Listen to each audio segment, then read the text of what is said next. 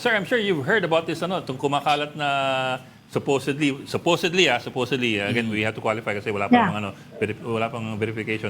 Supposedly from a group of active duty officers daw calling for the replacement of Gibo Teodoro because daw of fouling up the Ayungin Rore mission.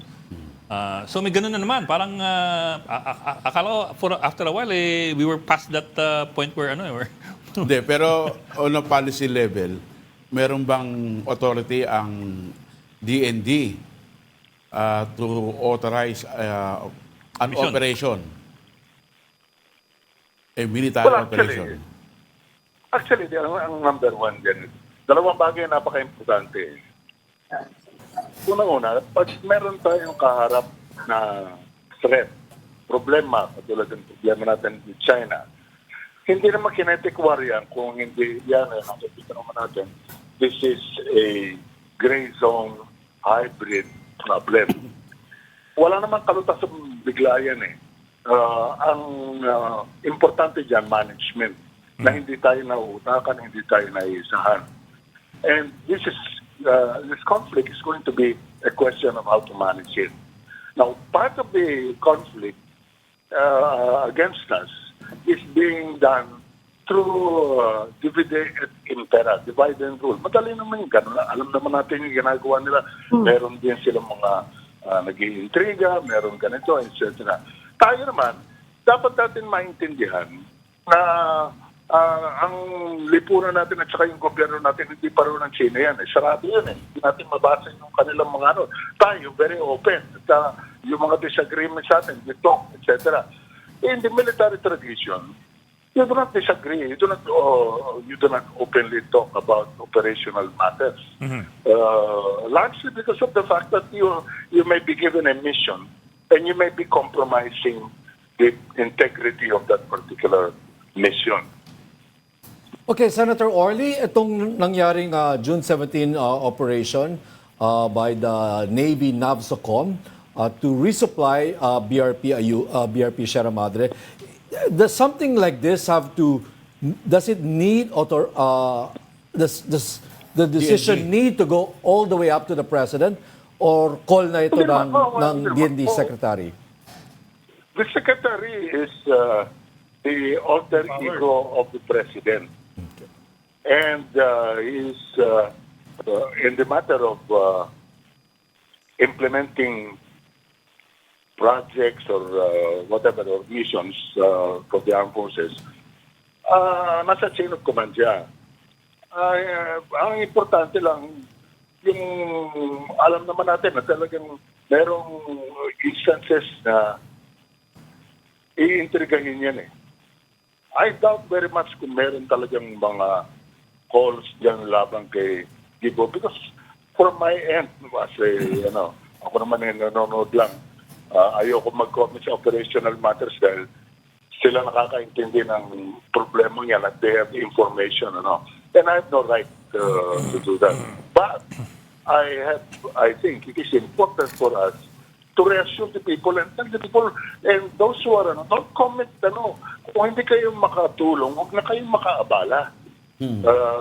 Kasi in the end, kung pumalpak ang ginagawa ng Secretary, yes, answerable to the President.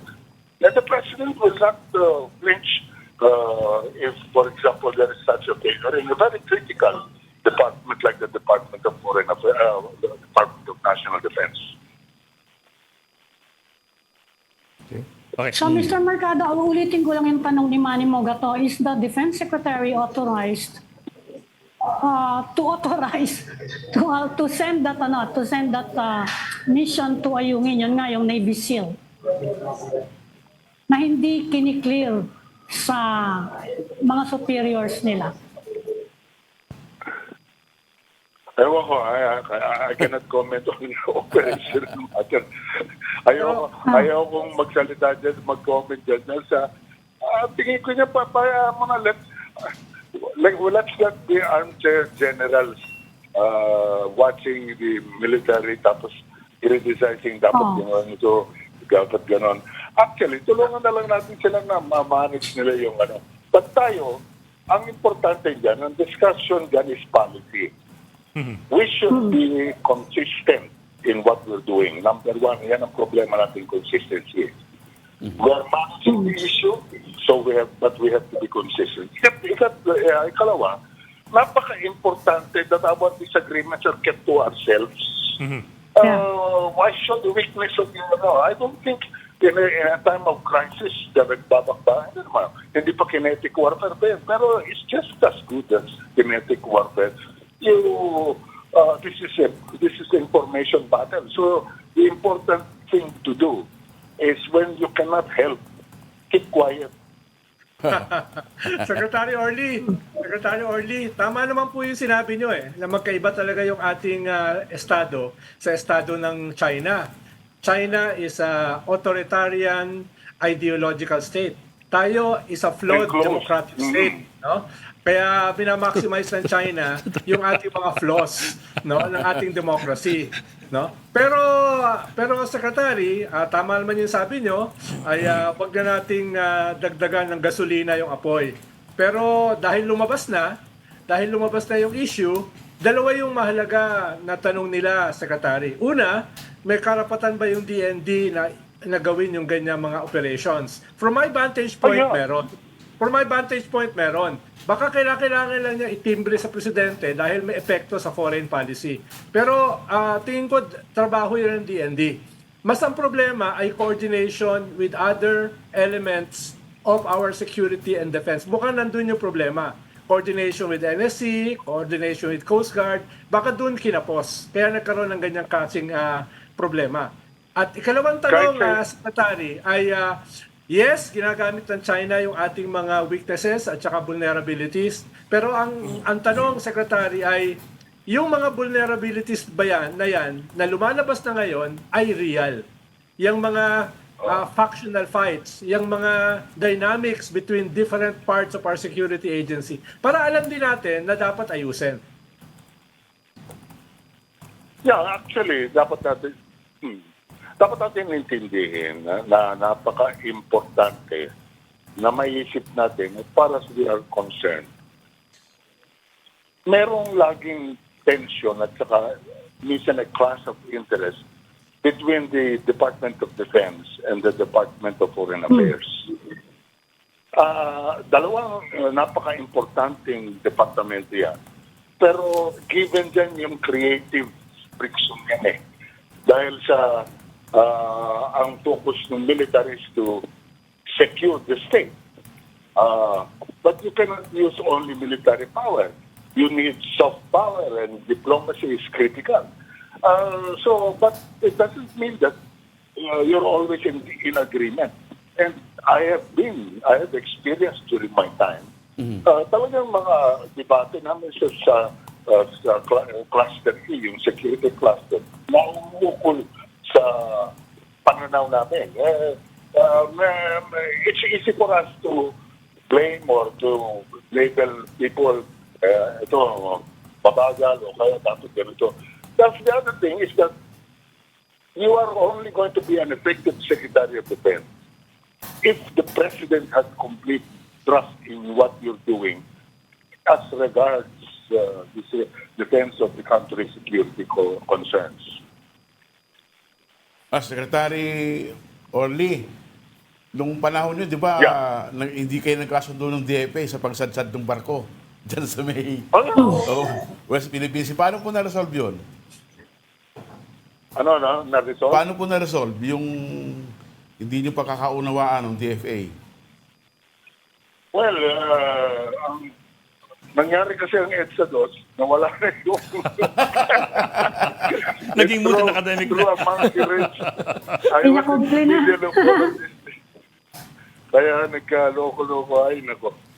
Pero di ba, Secretary, nagkaroon kayo ng problema with the Foreign Affairs Secretary Siason dun sa paglagay ng isang boat, isang ship na dapat i-beach din natin sa Scarborough. Benguet. Sa Scarborough. Benguet. Pero yan ang mga bagay. Sa history na lang ang magdagdag kung sino ang tama. At kung tama. When we talk about being right, we're talking about who or what department was more problematic in defending the national interest. Kasi in the end, it's not about personality. It's about the national interest. Okay, but Secretary, Patrick, this dissonance, Patrick, ano? yan yung maganda kay Secretary Orly Mercado. Very statesman-like.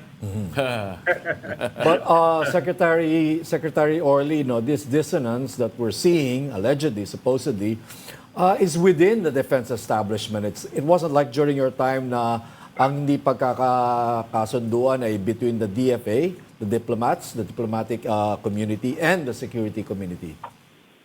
So what can you say about this? Now, there's not one mind within the defense establishment. Pero pag inutos naman ng presidente, inutos sa secretary, pababa, sunod yan. Pag hindi sumunod yan, ano yan? Napakalaking kasalanan yan sa militar. Insubordination. Secretary, ang National Security Council ba under ng DND? Ay, hindi. Under the OP. Hindi. No. Under OP. Pwede silang hindi sumunod. Body. Under OP, Separate siya. Ronald. Which means pwede silang hindi sumunod. It's a coordinating body. Yeah, hindi naman implementing arm yun eh. Pag tinignan mo yung mandato niyan, is to coordinate information, intelligence, actually. So, by and large, it advises the president also. Because of the National Security Advisor.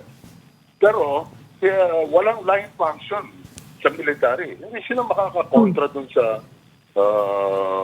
mga proyekto at saka sa operations. Yung DND, a line agency. Okay. Former Secretary, Secretary Orly, Okay lang, wala na tagal ako dito. Is it right to assume na pag defense establishment, pag AFP, pag mga general, mas hawkish sila when it comes to approaching geopolitical issues like this in the West Philippine Sea? That they have to take the hawkish position? It's an oversimplification to put labels on people. Sa akin naman, alam na ng militar, matatalino naman yan at train yan, ina-educate. I have been privileged to head an organization that is a multi-sectoral advisory board on matters of intelligence and training and doctrine development. Alam mo, alam naman nila yung yung ang labanan dyan, hindi puro, ang gera ngayon, nag-iba na eh. In fact, minabansyagan natin itong problema natin with China. Nag-meeting ngayon, nahihirapan sila. But kasama yan sa buhay eh. There are problems that cannot be solved with military solutions. But we have to manage it. But the military still plays a very important role. And that is whether or not you have enough capability and resolve to fight it out also. Hindi pwedeng nagkikit-kitan kayo tapos atrasabante ka, bara-bara. Yun ang problem. Tapos walang consistency. Tapos yung iba sinasabi, hindi, confuse the enemy. Sabi ko, may mangyari, you get more confused than the enemy. Nothing happens. Correct. Sir, balikan ko lang yung open letter. If we were to assume, but it's an assumption, no? If you were to assume that it was written and passed around by active duty officers, isn't that a major cause for concern? We appear to be backsliding to a time when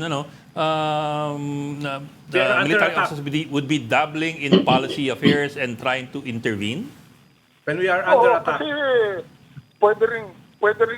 pwede rin isipin na instrumento ng kalaban yan. Yan ang Instrumento ng kabilang power, like in this case, China. And you cannot put it below the Chinese to be able to use intrigue. Kaya sa atin, take it with a grain of salt. Tapos kung merong active duty, you have no business. Kaya tinuturo namin sa kanila yung social contract theories. Social contract theories where people give up some of their freedoms and arm a force to defend themselves, defend the people. But the decision to go to war is not put to the armed forces alone. Why? Because you have to. War is too important to be left to generals alone. Neither is it also to be left to the politicians alone. This requires discussion and a position that has to be respected. Now, in times of war, pag ito marami kang ginagawa na subverting the interest of the national security, you can be charged with treason if you are revealing or acting without being a registered foreign agent. Secretary Orly, mukhang ang isang weakness natin, wala tayong maayos na treason laws during time of peace. Mukhang yung ating treason laws na several decades old ay during time of war lang. Kaya siguro malalakas yung loob ng mga iba dyan na gamitin yung issue na yan. No? Dahil nga, hindi sila natatakot na makakasuhan sila ng treason. Treason na pinag-usapan natin. Treason na pinag-usapan natin. Pero, Secretary Orly, the understanding of war, the definition of war has already changed. Kaya dinidiscuss yan lagi na pag pinag-usapan ng kinetic warfare, yung nagbabarilan. Pero naman na the Chinese are doing to us, dalang itak, dalang bladed weapon, etc. Pero hindi baril. Obviously, kasi ginigera tayo. We're at war with them, but it's not kinetic war. Because they know if they use weapons, the provision of the Mutual Defense Treaty will be invoked. And this can start a shooting war. They know, ano yan, brinkmanship ang labanan dyan and the warfare comes in various forms. So you have to fight smart and don't be outflanked and outsmarted. That's the advice. Okay, maraming salamat, former Defense Thank you. Secretary and former Senator and former Radyo Patrol. Thank you. Pre-martial Orly law. Mercado. Pre-martial law. Maraming salamat, Sec. Salamat, Thank you, sir. Idol Secretary Thanks, sir. Orly. Thank you.